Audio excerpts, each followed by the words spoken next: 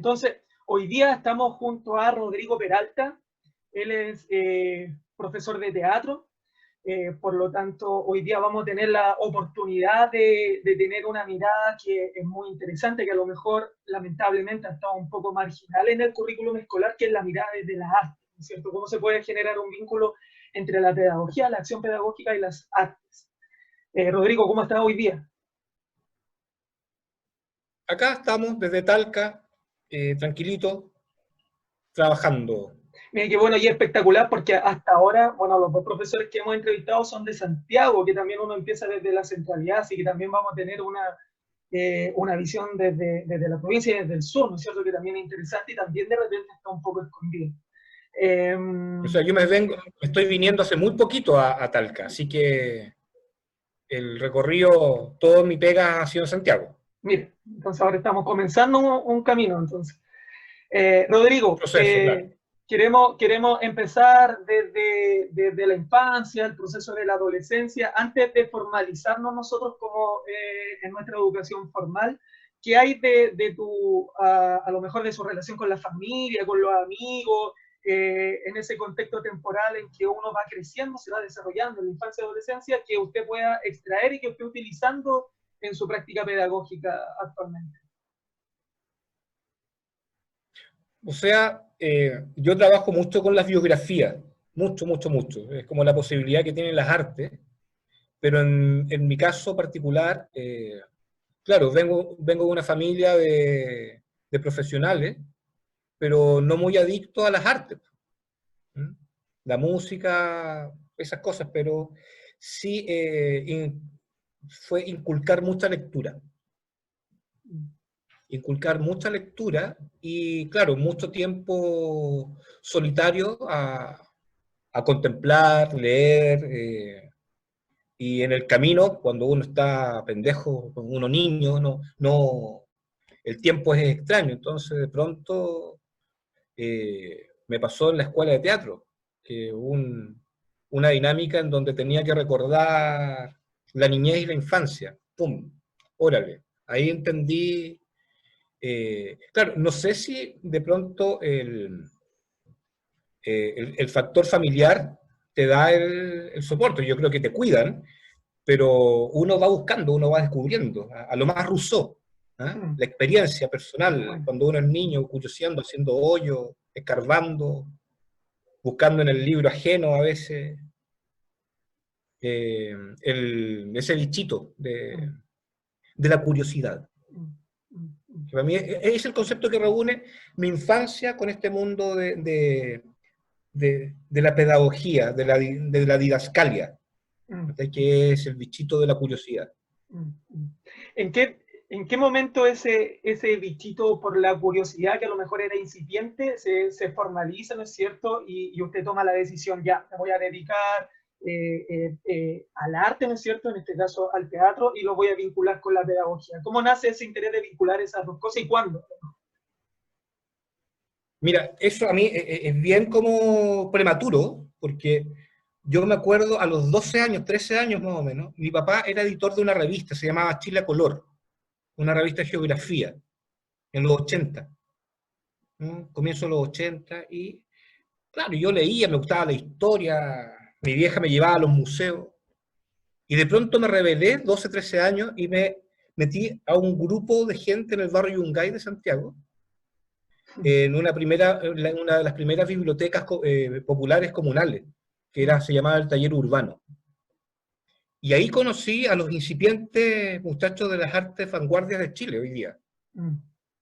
Sami Belmayor, Mario Murúa, los fiscales ad hoc, cuando el Rolly eran pintores, como toda la escena ochentera, tenía yo 12 y ellos tenían 18, 20 años. Hoy día la diferencia no se nota mucho.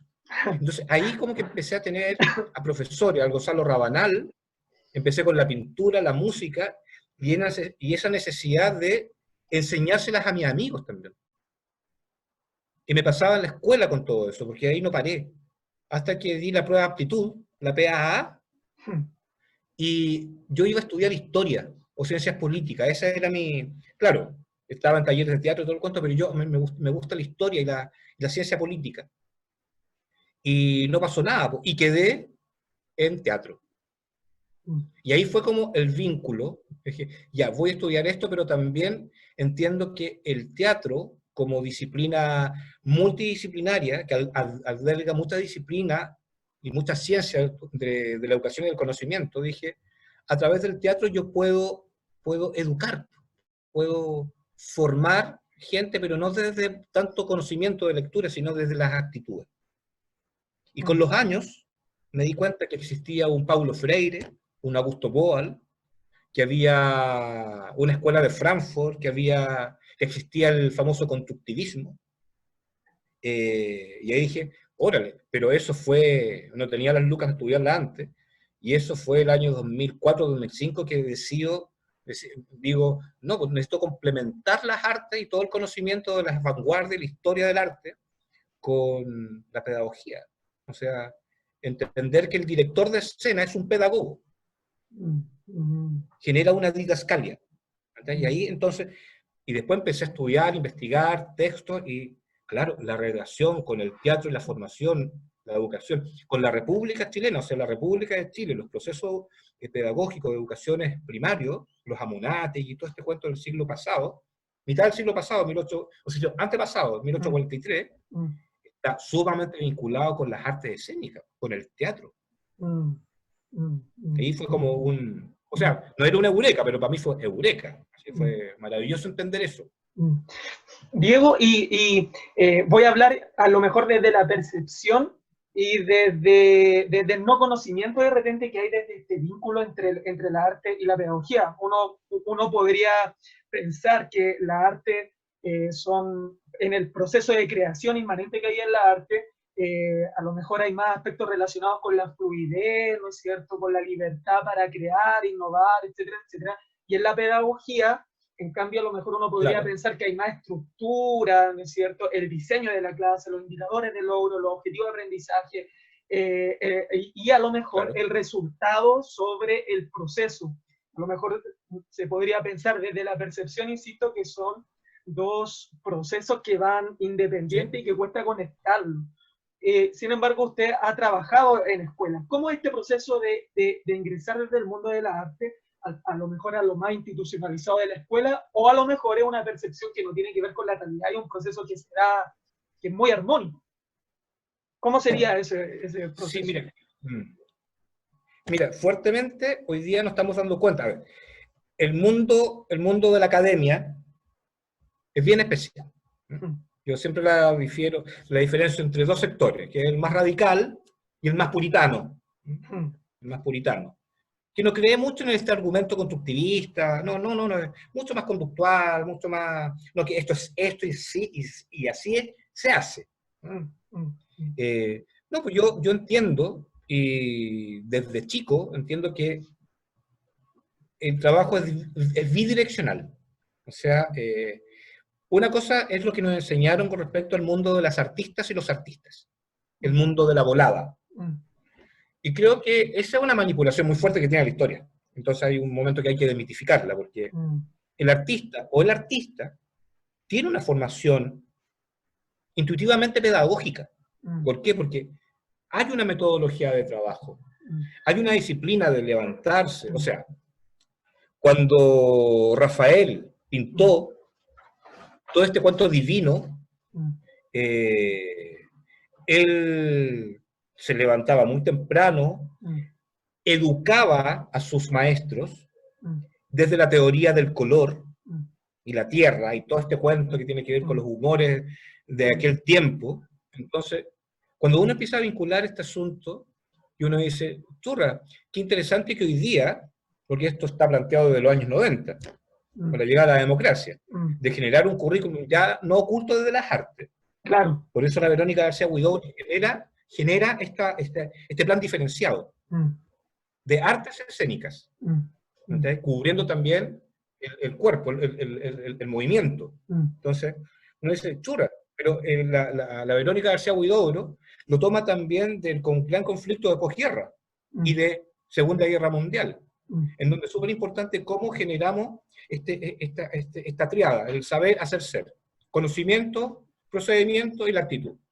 Entonces, claro, Hoy día estamos en este paradigma en donde se está pensando en ya no evaluar numéricamente, cuantitativamente, los procesos de aprendizaje. Y obviamente muchos pedagogos o muchos profesores entienden que se está evaluando al alumno. ¿Okay? Y tiene que ver con este modelo neoliberal también, que está sumamente incrustado. Hoy día yo agradezco que ocurra todo esto porque estamos entendiendo que los procesos de ser artista pedagogo es fundamental. O sea, yo recuerdo en la escuela no teníamos ni gestión, ni pedagogía.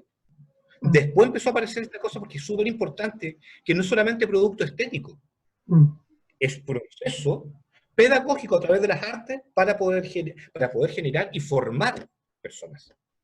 Y esa ha sido la misión del arte desde que existe, o sea, desde que el hombre espirituteco, el primero que se levantó y entendió el cuento del grito y el fuego, es un acto pedagógico de la vida, o sea, no sé, la vida, la pedagogía y las artes están sumamente vinculadas.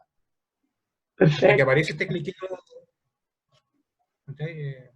Perfecto, perfecto, que incluso ahí hay un núcleo pedagógico, ¿no es cierto?, en lo que usted decía, claro.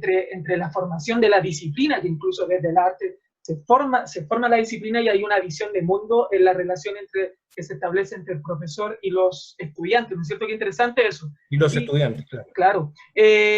¿Alguna experiencia así concreta, a lo mejor adentro de la sala de clase que haya sido significativa o en la institución escolar que haya sido significativa y que tenga impacto en las prácticas pedagógicas que usted realiza ahora?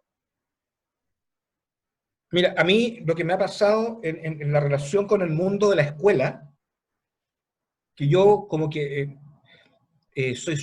agudizo harto, entonces, a mí uno de los grandes conflictos que he tenido, personalmente, es con el concepto de escuela que plantean las autoridades que tienen escuela. Claro, porque está bien el cuento ministerial, que hay que poner el libro, la asistencia, pero hoy día nos damos cuenta con esta situación, quiero partir todo al revés, el relato. Hoy día con esta situación que tenemos del 18 de octubre y esta pandemia, la misma naturaleza social, o la misma sociología, y estos fenómenos de irresponsabilidad de la humanidad, echa abajo todo lo que nosotros, profesores y artistas, aprendimos. Porque en el fondo, yo la experiencia más bella que hay, porque no estoy tirando abajo ningún modelo, estoy haciendo una crítica de un relato de lo que está ocurriendo. He tenido experiencias maravillosas desde el caos. Desde el caos, porque no olvidemos que Chile es un país que todavía no se levanta de la dictadura militar y todos estos procesos de cambio del plan curricular y de la institución escolar. Recién después de los 90, recién ahora, está viendo una articulación real. Entonces, claro, yo la experiencia que he tenido ha sido un poquito rebelde. Yo a los alumnos les digo, chicos, no les quiero generar presión, esto no es un ramo más para presión. Ustedes tienen ya un 7 por el solo hecho de estar. Como lo decía Gustavo Cerati, solo estar es más puro. Qué bueno. ¿Okay? Entonces, y desde ahí, yo a generar un trabajo empático. Decirles, chicos, acá, a ver, esto, es rico el arte, es rico el cómic, es rico el video, la instalación, pero yo quiero que ustedes entiendan, aprendan y se sensibilicen. O sea, lo que decía Paulo Freire y su discípulo Augusto Boal, de la pedagogía del oprimido y el teatro del oprimido, que era alfabetizar estéticamente a las futuras audiencias, ¿sí? No a los futuros artistas. ¿Sí? Entonces, mis experiencias son súper lindas con el concepto de desde el alumno, el aula, en términos territorial contextual, el alumno, el apoderado, el generado escuela padre. Bueno. Y la escuela padre a través de la colaboración y a través de que funcionen las instituciones internas como UTP, que he tenido muy buena experiencia con UTP, y con los PIEs en ciertos colegios vulnerables. porque generamos un levantamiento de información.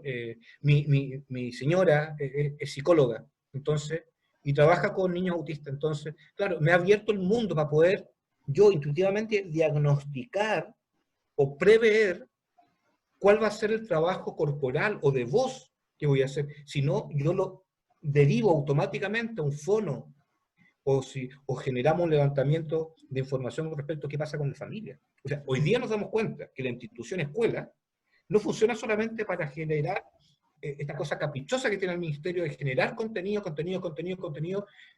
igual número, sino que es generar un lugar donde acoja, recepcione. ¿Me escuchas bien? Sí, súper bien. Sí. Que recepcione. Entonces, eso me ha generado tener muy buenas migas con los directores de escuela, con los apoderados, con el auxiliar. ¿Entendés? Y obviamente, en muy pocas ocasiones he tenido muy mala onda, porque dicen, usted no opina, usted haga esto, esto y lo otro. Y yo le digo, usted lo siento, necesito dinero, pero yo no voy a trabajar en estas condiciones. Pues no se puede. Pero han sido las mínimas. En general, siempre han sido muy buenas experiencias, porque también la escuela o la institución se ha atrevido a creer en esta otra forma de pedagogía.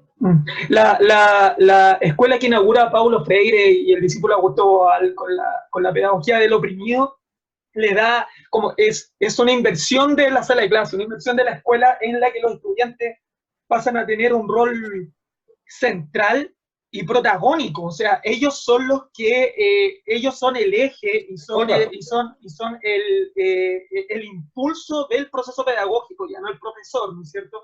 Que tiene la responsabilidad de acompañar al estudiante. Entonces, con la estructura de escuela institucionalizada que tenemos actualmente, ¿qué mecanismos se pueden utilizar para concretizar eso? Y a lo mejor con el estudiante que tenemos nosotros, sobre todo en zonas vulnerables, que ya es un sujeto oprimido y que como sujeto oprimido tiene dificultad a lo mejor para tener este rol protagónico. ¿Qué mecanismos se pueden utilizar para hacer efectivo eso?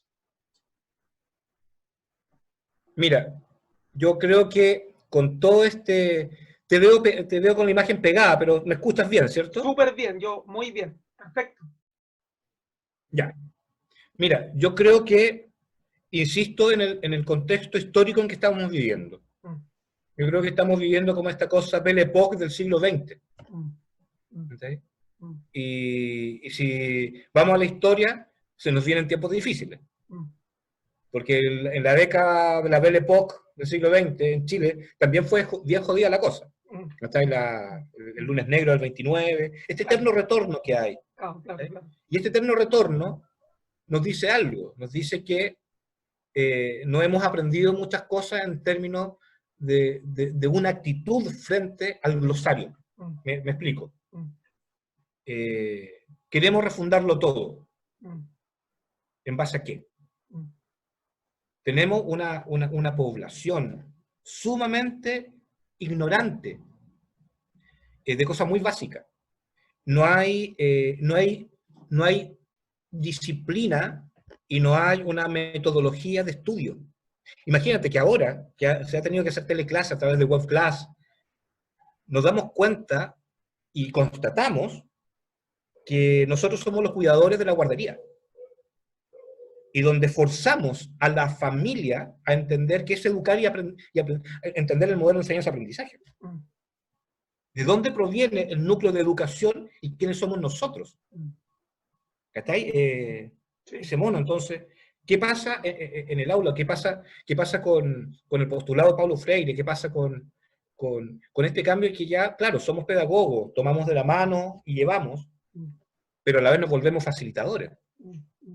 Nos volvemos counselores, el counseling educacional. Somos acompañadores. Ya no somos los mesías ni los maestros. No, estamos desde o sea, entendiendo también la jerarquía que hay, pero generamos una clase, un trabajo transversal, no vertical. En los chicos vulnerables, desde geografía del espacio, o la composición de espacio, y yo trabajo harto con una técnica del espacio vacío, del Ramón Grifero. Ramón Grifero. ¿Ya? Entonces, claro, UTP me dice, pero ¿por qué no hace la clase vertical? Porque muchos de estos niños la Qué verticalidad los tiene traumados. Porque cuando yo estoy vertical, hago esto. Cuando abro, hago esto. Acojo. Facilito la confianza. Y enseñar, y acá viene el cuento de nuevo glosario. Chicos, ¿qué entienden ustedes por pensamiento crítico? ¿Qué entienden ustedes por autonomía de pensamiento? ¿Qué pasa con este? Para que entiendan lo que los grandes instalan a los profesores, y los profesores, a duras penas, a veces pueden hacerlo porque me pasa con los profesores jefes. Imagínate, yo hago clases de arte y de artes visuales. Entonces me dicen, ya, pero no te vayas en la volada con las vanguardias, partamos de cero, porque estos niños jamás han tenido clases de arte escénica ni de artes visuales. ¿Okay? Entonces ahí, en vez que sea un agarrarse la cabeza y decir qué terrible, es una oportunidad fundamental para que todo el concepto desde Phillips que plantea el cuento antropológico de la escuela funcione. Qué bueno. ¿Okay? Algunos amigos me dicen, está siendo muy idealista. No estoy siendo idealista porque la situación política de Chile y mundial nos está diciendo lo contrario, o sea, nos dice lo contrario a lo que plantea el jefe de Estado, su ministro de Educación y su ministro de Salud. ¿Okay? Si nosotros generamos distancia, generamos desconfianza. Y si generamos desconfianza, vamos a seguir en esta abulia del conocimiento. Hablando hoy día que es el día del libro, hoy día, 23. ¿Okay? Súper bien. Y para ir cerrando, a lo mejor una última reflexión en estos tiempos, más que la pandemia, que, bueno, la promesa clásica de la educación era que la generación actual iba a ser más o mejor que la generación anterior y por lo tanto iba a poder acceder incluso a un estándar material superior, ¿no es cierto? Tener mejores trabajos, etc. Superior, claro. Claro, esa era como la promesa clásica. Ahora, como que esa promesa se difumina porque salen los jóvenes de la escuela, es muy difícil el ingreso a una universidad y los que logran ingresar a la universidad o a la educación superior, es muy difícil el ingreso al mundo laboral para dar cumplimiento a esta promesa. Todo se vuelve muy vertiginoso, muy rápido, también el imperativo por la moda, todo se vuelve imperecedero. Entonces, ¿qué promesa hace la escuela actualmente? Sí. Y por lo tanto la pregunta es por el sentido de la educación en esta contingencia o en esta coyuntura, más bien dicho, temporal. Sí, mira, yo creo que separo el delta en tres partes, como está separada también el concepto del trabajo que hacemos todos nosotros profesores. Profesores, matemáticos profesores, físicos profesores, biólogos profesores, artistas profesores, ciudadanos profesores, ¿okay? Padres profesores. ¿Okay? Lo digo porque tiene que tener un valor, hay que poner en valor la palabra profesor, profesora. Qué bueno. Que creo que es como profesor educación, Qué bueno. Pedagogía, aprendizaje. No sé, para armar una relación, una ecuación. ¿Okay? ¿Cómo despejamos esta X? O le ponemos un valor a esta X que tiene que ver con poner en valor dignidades del maestro, del que ilumina. ¿Okay? Ilumina al alumno, supuestamente. Qué bueno. A darnos luz.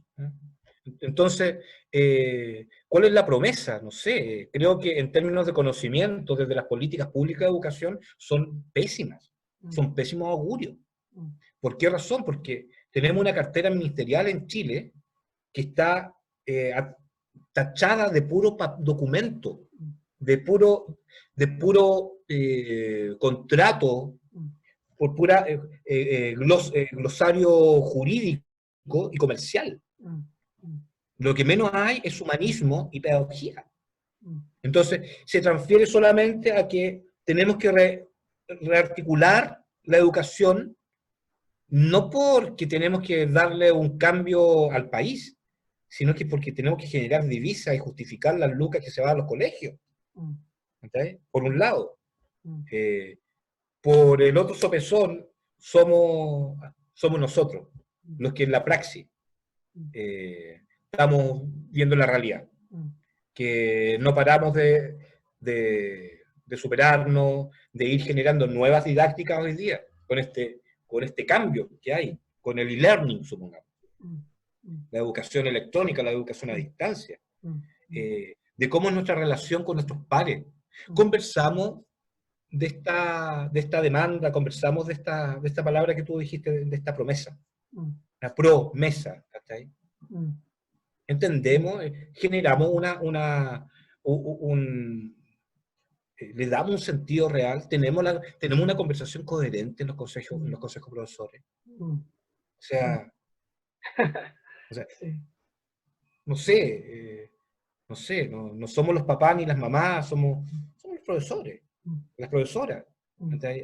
¿Cuál es el tipo de relación con el sostenedor? ¿En qué parada viene la sostenedora hablando de educación si de pronto es una señora que, perdón, no terminó el cuarto medio, pero tuvo las lucas correspondientes y dijo, ¡ay, eureka! Me hago lucas en un colegio en La Granja, y pongo 2 colegios Boston y unos cuantos más. Y que sean con corte colegio inglés. No sé, si vivimos en un país clasista y arribista, en la educación y la salud como que enseguidamente prenden las luces. Entonces, creo que, en términos bien pesimistas, creo que si pensamos que el establishment nos va a dar una promesa, creo que no. Y hoy día se está notando. Creo que la unión hace fuerza y creo que estamos en un proceso paradigmático. Una revolución paradigmática. En donde por fin vamos a poder entender y poder hacer lo que nos gusta, especialmente a los artistas pedagogos o a los colegios que apuestan al constructivismo. A focalizar el punto en el niño, en la niña, en el apoderado. Porque acá no solamente tenemos al niño que va presencialmente a recibir sus conocimientos, a sentirse querido y confiado, porque quizás tienen una carga enorme, perdón, pero tienen un rollo enorme en su casa. También nos volvemos sostenedores emocionales de su biografía. ¿Cómo voy a enseñar a un niño que es abusado o agredido si no tengo la conexión? Y esto a mí me gusta mucho porque se está sentando la abuela, o la mamá, o el papá, o toda la familia a leer el texto o ayudarle a sumar, porque quizás con eso está aprendiendo a leer y a sumar, se está alfabetizando la familia. Entonces, creo que la promesa está partiendo también de esta voz y espero que en algún momento la recoja este Estado, en general, porque va a cambiar quizás el gobierno, pero que el Estado recoja, que se humanicen. Un grado de humanización, estamos educando, estamos guiando el conocimiento de personitas. Hoy día nos encontramos, y voy acortando, nos encontramos con un montón de niños que la verdad que es impresionante el no conocimiento de las cosas. No conocen cosas, en términos general, que no leen bien, no articulan, no relacionan. O sea, cuando la palabra nada aparece, no, que estoy haciendo nada, entre el nada, el no sé y no me importa, difiere mucho a lo que queremos, que es saber hacer ser. ¿Okay? Qué buena, clarito. Qué buena. Y qué buena, porque también este es uno de los propósitos de este proyecto, que es de las preguntas, abrir nuevas preguntas, hacia dónde vamos, citando a Gripero en este espacio vacío, ¿no es cierto? Y cuáles son los sentidos que nos pueden llevar a orientar nuestro camino como pedagogos. Muchas gracias, profesor Diego, por el espacio, por la oportunidad y por compartir su reflexión. Rodrigo Peralta. Perdón. Muchas gracias, profesor Rodrigo, se pasó. Muchas gracias. Hasta luego. Vale. Hasta luego, nos vemos. Gracias a ti.